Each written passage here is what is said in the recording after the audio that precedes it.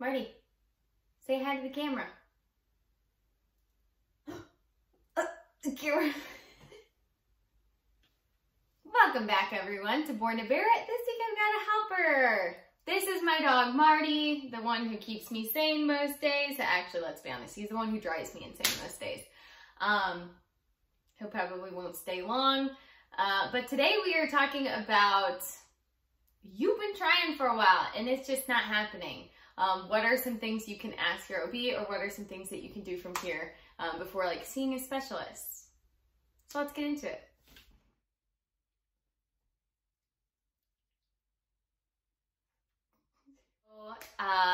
The first one that is fairly affordable and easy, and I mentioned it in a previous video, it's a fertility medication called Clomid. And ladies, it makes sure that you ovulate. Hey, you're not being very professional. 1 second. He just couldn't handle it.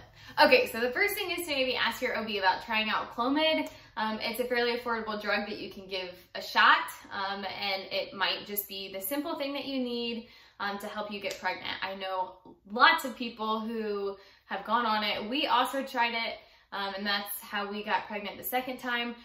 So give it a shot. Clomid, it's pretty easy, and it's, I would say, fairly common. Another thing to ask or to look into is like your thyroid issue. Your thyroid deals with a lot of hormones in your body. So if your thyroid is either overproducing or underproducing, it can affect your periods, it can affect your ovulation, it can just affect a lot of things. And so maybe ask about getting your thyroid checked. P.S. If you get your thyroid checked, make sure you ask your OB or whoever orders the blood work for you if they can check your TSH hormone level and your T3 and your T4. There are a lot of different things that they can check in a thyroid hormone level check. It's a quick blood test, but make sure you ask for TSH, T3, T4. Another simple test that you can ask your OB to order is to have a simple prick and get some blood drawn to check your vitamin D levels, because I had no idea, but supposedly really low vitamin D can affect your chances of getting pregnant and staying pregnant. So have that checked out. Another simple blood test for a hormone level is your prolactin levels. This one is pretty simple. Like if you know, like you don't have regular periods, like they're very irregular, you know, you're not having a period every 28 to 35 days, essentially every month. Prolactin levels, high prolactin levels specifically, can cause irregular periods, which would obviously mess with your overall cycle, your overall hormones, and your chances of getting pregnant. So another simple blood test is to check your prolactin levels. It's a hormone in your body that's really important when getting pregnant and staying pregnant. And it can be fixed with a simple medication. The medication is not that fun, but it's an easy way to just get your prolactin levels where they need to be. Now, there are other, a little bit more complex tests and issues to bring up with your OB, but those would include PCOS and, which is polycystic ovarian syndrome, and then endometriosis. There are others, I'm sure, but those are just the two I'm really familiar with. And those are, unfortunately, a little bit more challenging to diagnose. But there are two things that you should maybe just at least bring up in your conversations with your OB if you have been trying to conceive for quite a while.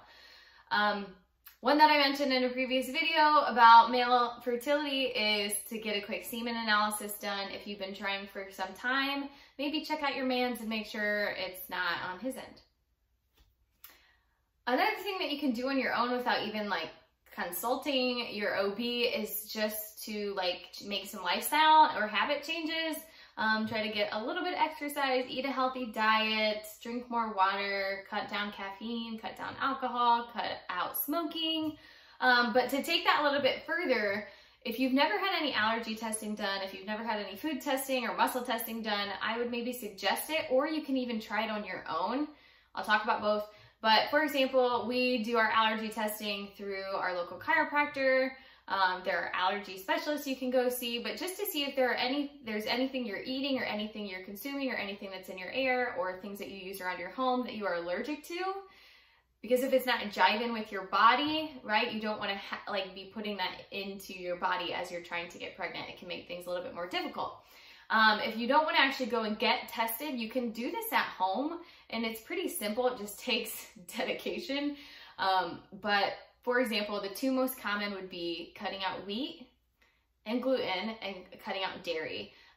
Gluten and dairy seem to be like the two big zingers for ladies while we're trying to get pregnant.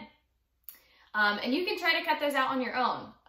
They say it takes about a week. Like if you cut out wheat for an entire week and you feel immensely better, you have a lot more energy, you're sleeping better, maybe like your acne goes away, like you're noticing other positive symptoms, then maybe that's something that your body is allergic to or sensitive to. So try it. But either way, finding out that you have some kind of allergy, it's huge. There are a lot of success stories of women who've been trying maybe for like a year or even several months, and they cut out dairy and wheat just even to lose weight, and all of a sudden they get pregnant. So if there's anything that we're consuming, or like I said, in the air or even chemicals that your body doesn't really like, try to cut those out, and it may help you find success. So that's a really quick list of things to try to help pinpoint what's going on with your fertility journey. I made a separate video about like your fertility and tracking and trying to conceive, and so you should definitely check that out if you have not watched it, because ovulation test strips and other things to help you track your cycle can help you get pregnant as well. But wherever you're at in this journey, if you are just starting or if you've been at it for a while, I wish you the best of luck. And if you're struggling at all and you just need someone to vent to, you want to share your story and share some things that you found, please come talk to me. Please come chat and let me share your story, or come share your story and sit right here and chat with me. That would be awesome. But I wish you the best. You've got an army of people alongside you that just want to see you have your dreams come true. And so keep trying, maybe give some of these a shot. And as always, stay awesome.